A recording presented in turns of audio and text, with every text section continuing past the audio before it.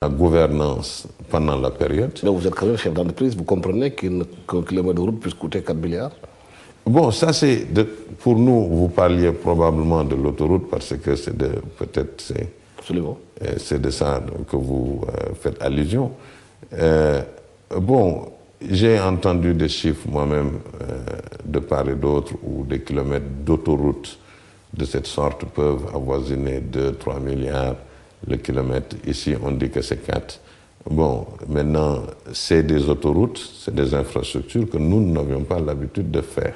Cependant, encore une fois, il y a une entreprise, il y a une administration contractante, il y a les autorités de régulation, il y a les instances de contrôle.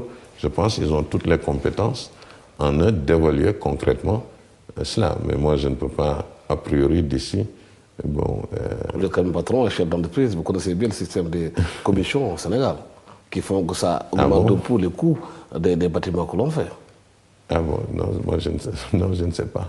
Pourquoi vous ne le savez pas? Je ne sais pas. Oui, M. Biden, vous savez, ça, c'est des problèmes de gouvernance qui sont posés. Non, mais oui, non, ça je fait suis. Débat non, mais il est évident que, comme je disais tout à l'heure, la gouvernance, il nous faut la mettre en œuvre. Vous savez, je disais souvent, et les gens, quand je le dis, ils me disent, mais peut-être qu'est-ce qu'ils racontent? L'appel d'offres n'est pas forcément une garantie du meilleur coût pour l'administration et pour la communauté. Absolument. Parce qu'on est dans des secteurs où en réalité des critères sont demandés et parfois des critères très élevés, où peut-être ceux qui compétissent, ils sont 2 ou 3. Les petites entreprises n'ont pas accès. Il peut y avoir de la collusion, il peut y avoir de la discussion, ainsi de suite. Et les prix, au final, ou simplement, même s'il n'y a pas tout ça, s'il n'y a que 2 entreprises qui peuvent répondre, et disons que ces 2 entreprises, qu'ils soient complètement chargés de travail ailleurs. Donc, ils n'ont pas une incitation particulière à réduire un coût. Donc, ils peuvent l'augmenter par le fait naturel de leur charge de travail. Bon, ça peut ne pas être le meilleur coût possible pour l'administration. Donc, de la nécessité de l'administration d'avoir leur étude préalable, leur coût,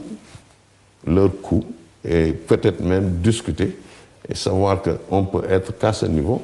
Tout ceci, c'est des méthodes possibles.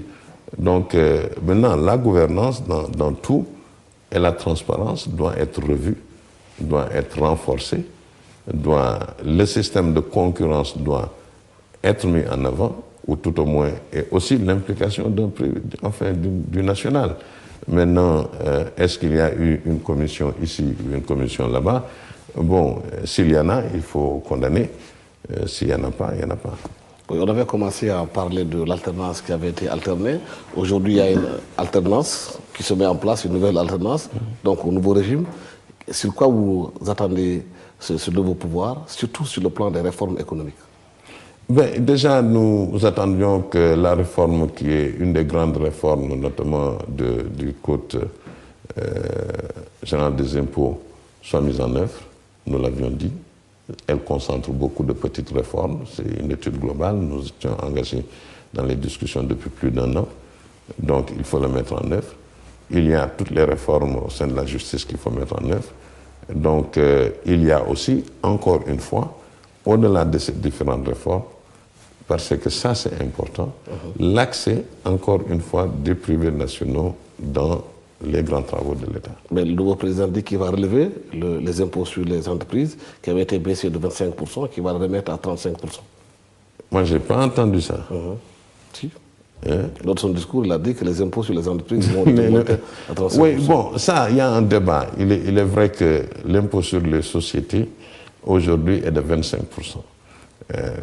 Nous, elle était... Il va le relever à 35% là où il était. À 30%, je pense. À 30% là où ils étaient. À 30%. Ça a été à 35 à un moment donné, ça a été baissé à 33. Il était question qu'on passe à 30. On est allé à 25, dans le cadre des discussions que nous avons avec l'État.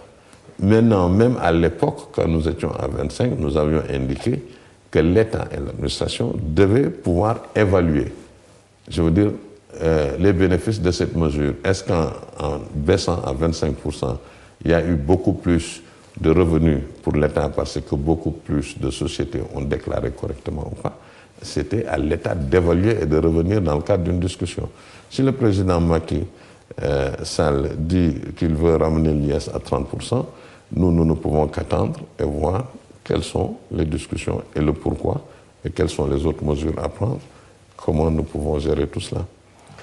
Voilà, nous étions avec Baïdy Eng. Vous savez, Baïdy Eng, c'est le président du CNP, le Conseil national du patronat sénégalais. Merci de nous avoir reçus, Baïdy Eng, chez vous. Et merci à toute l'équipe technique de la TFM d'avoir été avec nous. Bonsoir.